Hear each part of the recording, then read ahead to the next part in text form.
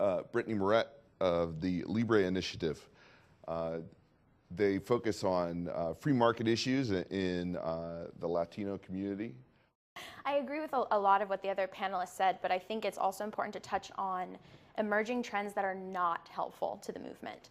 At Libre, I mainly work with Latino youths, so under the age of 27, sometimes Black youth, recently immigrated youths. And I think one of the most disturbing trends that I'm seeing growing is this tendency to eat our own, the bones and all, in front of each other and in public. And this growing trend of making money off of selling outrage in the public sphere. And that's particularly, it's hurting our image. We're talking about brand with the youth, with these demographics that are growing. By 2050, 1/3 of the adult population in the United States is going to be Hispanic, when 9/10 of the media coming from the right that they see is screaming shamnesty, they're likely to turn off the television or switch to MSNBC. That's just the reality of it. So an emerging trend that I think that we need to address and figure out how to balance our beliefs without watering them down, how to stay true to our principles without backing down from them, is then how do we market that and communicate that in a way that isn't going to end the conversation before it starts. However, so as not to be a complete downer, working with the youth that I see all the time, I am seeing an increased distrust of government, which I think there was a poll released not too long ago, maybe it was yesterday, saying that the majority of the youths in America have some kind of distrust for the government. And Hispanics start businesses at 3 times the national average. So you're seeing, a lot of Hispanics are embracing the message of economic freedom if we can get it to them, which is the biggest problem still, that we're not getting our message out into these demographics. A lot of what you do, correct me if I'm wrong, is just outreach, trying to talk to people, making the case for free markets and so on. How has the new media, digital media, social media changed or, created what you do? So again, mainly my job is working with Hispanics, 16 to 27, sometimes Blacks, Indians, Asians, recent immigrants, and promoting economic freedom, limited government. And the new media, it's a great tool. Instagram, Vine, when it was around, Twitter, all of that is great. The problem, unfortunately, that I see is that while conservatives are using new media technologies in such a great way, it also sometimes becomes an echo chamber. So while TCOT is exploding about an issue, Black Twitter is not talking about it at all. And so that's a barrier that we really have to cross. And forgive me for interrupting you, but just for the record, does TCOT, so on Twitter, people use hashtags, okay? So people go on Twitter and they'll type in this word, right? And it'll bring up everything that comes under this word, all right? And TCOT is top conservatives on Twitter. So if you want to reach conservatives on Twitter, put hash TCOT. Or if you want to reach libertarians, there's T-Lot, and there's a million different versions. There's Top Prog for progressive, just for everyone's information. So, pardon me. So I think that's what I'm seeing a lot of. And I think one organization that does this really well, actually, Generation Opportunity, they use new media in a really creative way using memes. I know Young Americans for Liberty does this as well, videos, memes, that kind of thing.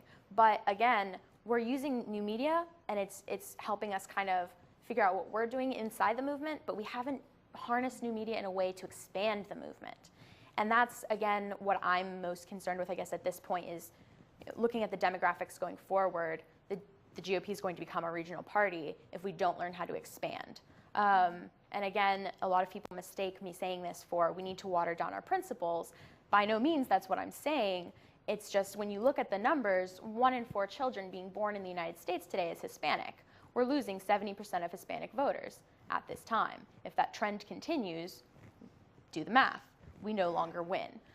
So we need to learn how to use new media technologies in a way to reach out to the young Hispanics, recent immigrated. Black Twitter is a thing. It's a huge thing, but you never see conservative topics kind of cross that barrier. So we need to figure out a way to, engage culture and also cross that barrier in a way that will bring people to the conservative movement. But it's so funny, working with students, they always have you meet at like odd hours. And I was meeting with one of the Latino fraternities on like Friday night, and I heard this girl standing by, and she said to this boy, like, "You're a conservative?" And he said, "Yeah." And she was like, why? They hate us. And I was like, I'm a conservative. And it started this conversation between probably about 10 of us, all, you know, under 25 Hispanics, and we were just sitting there.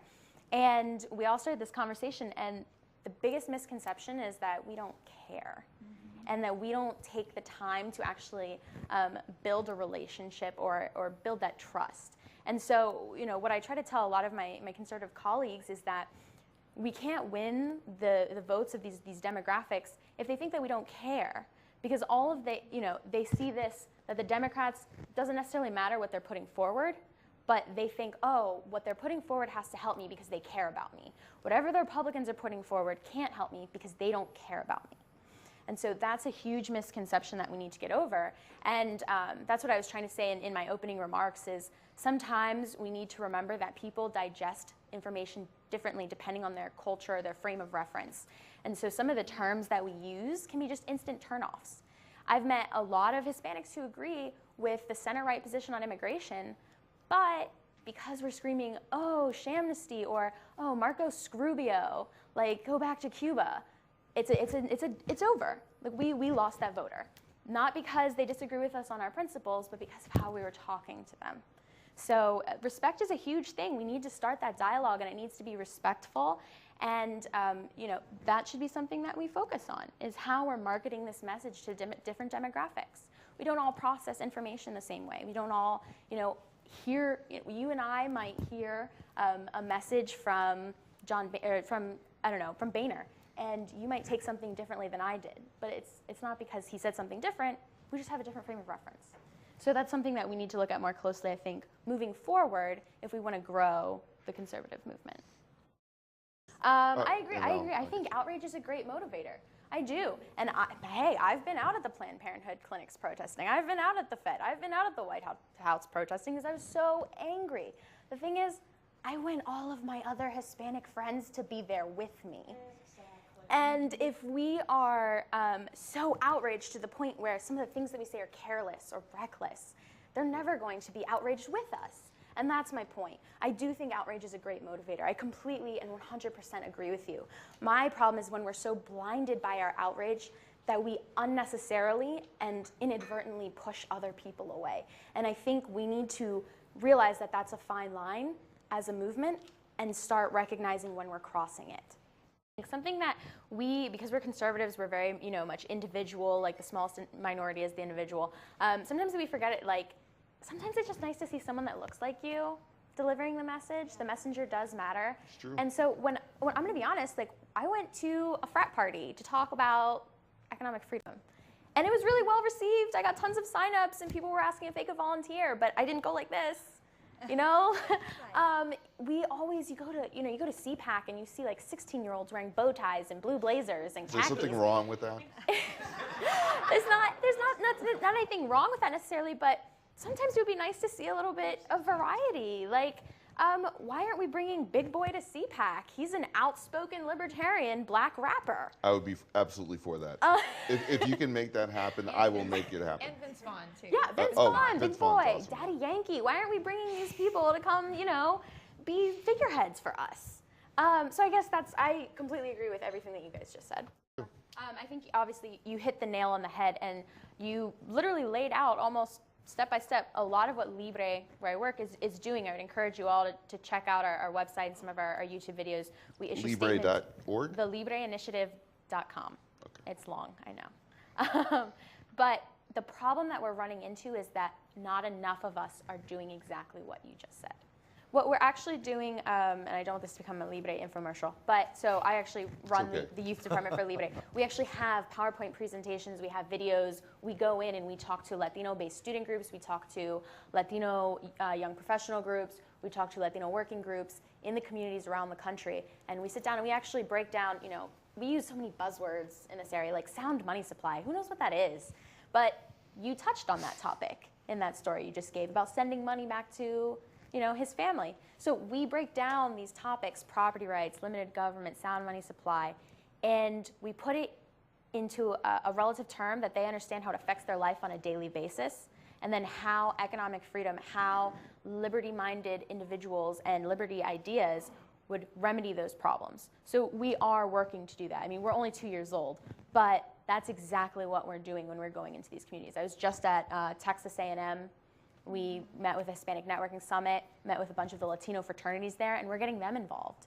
We're getting them to volunteer with LIBRE to then help host events in Bryan, Texas, in College Station, Texas, and the local areas. And we're trying to redo that in all of the areas and states that we're currently in. You touched on they can't hear us because we're screaming so loudly. And I cannot tell you how many times I have been approached by young minorities in particular who say, well, I don't necessarily like Obamacare, but I don't know what the Republicans are offering.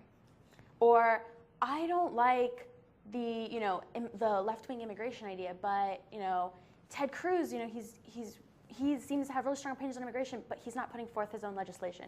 Or name any issue. It's, I don't really like what the Democrats are doing, but I don't know what the Republicans are doing. They don't seem to be doing anything because all they're hearing is us screaming. And that's you hit the nail on the head. That's all I hear from people in Texas, Georgia, Florida, North Carolina, New York, Pennsylvania. I can name these people all day long. How do you talk about social issues in a way that will appeal both to young people and to Hispanics? All right, teed it up. Yeah, go. Actually, a poll was released not too long ago, and forgive me, I forget the name, but it showed that the longer that Hispanics are away from their birth country or generationally removed, they become more socially liberal. So what you're seeing is that today's young Hispanics are becoming more socially liberal. You're seeing a lot of gay gay rights movement activists in the young Hispanic community. You're seeing a lot of that. The LIBRE Initiative, we only work with economic issues, so we don't really talk about social issues unless it's somehow we tie it directly back to economic issues. So, but what we're seeing again is a lot of the young Hispanics, this is the biggest problem is one, they don't know where we stand. They don't know where libertarians or conservatives stand on issues. They hear a lot of buzzwords and a lot of them are angry and they don't like that. Other than that, we're not getting our message through. They don't know what end the Fed means a lot of the time. A lot of people don't know what end the Fed means. A lot of people don't understand the concept. But that's a buzz phrase that we throw around all the time. People don't understand the implications of property rights, of limited government. And so what we're trying to do is go in and, again, you have to make it relevant on a day-to-day basis. You have to show how some policy is going to affect them every single day in order for them to care about it. As far as the social issues, like I said, they're becoming more liberal, for better or worse, depending on where you stand on that. But I think the key here to reach young people and Hispanics is through the message of economic freedom. But also, we need to make sure, I know some of my other panelists disagree with me on this, but messaging is really important. We don't need to change our principles. I've said this, I think, 4 times now on this panel. Stand by your principles, don't water them down, but the messaging is important. It really is. If I go to Hillsdale and I talk about ending the Fed, it's going to be a lot different than if I'm going to University of Texas, El Paso. So that's just something. Is there a difference between those 2 schools? Yeah. I would say definitely work for economic freedom. Again, Hispanics very entrepreneurial by spirit. A lot of the reason their family came here. Why? Start businesses, more economic opportunity. If we show that the economic opportunity is leaving and that we're becoming more like the countries of Mexico, Cuba, Venezuela, you're going to get the attention. Again, Hispanics start businesses at 3 times the national average. I think Hispanic women start businesses at 6 times the national average. So these are issues that sincerely affect young Hispanics. Median voting age for Hispanics, 27. Median voting age for whites, 42. We're a young demographic, so the message of liberty and economic freedom is definitely the way to go. We just need to figure out the packaging and the messaging. Okay, we're here talking about the future of conservatism. Future of conservatism is very similar to, hopefully, the future of America, in that I hope it will still be around, the conservative movement. America's browning. That's just reality.